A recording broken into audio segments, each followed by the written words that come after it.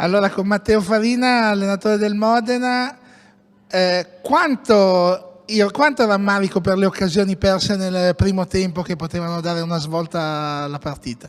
Diciamo che, visto il risultato, tanto, ecco, però purtroppo è una cosa che da 2 settimane, da quando sono arrivato io, ce lo portiamo dietro e stiamo cercando di lavorarci sopra per togliercelo, questo piccolo vizio di non fare gol quando è il momento di farlo e mettere la partita a nostro favore.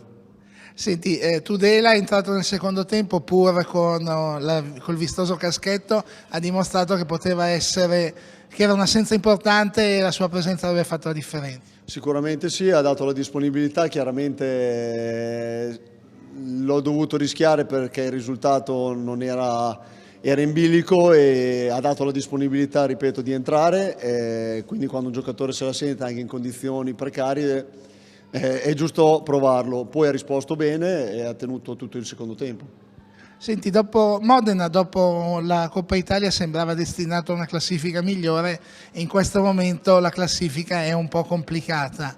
Come si esce da questa situazione? Lavorando, l'ho sempre detto da quando sono arrivato io, bisogna lavorare e non guardare la classifica, bisogna lavorare, lavorare e poi alla fine dell'anno si trarranno le conclusioni, visto che gli obiettivi di inizio anno erano di un certo tipo, adesso non bisogna guardare e lavorare e basta, non guardare più le classifiche.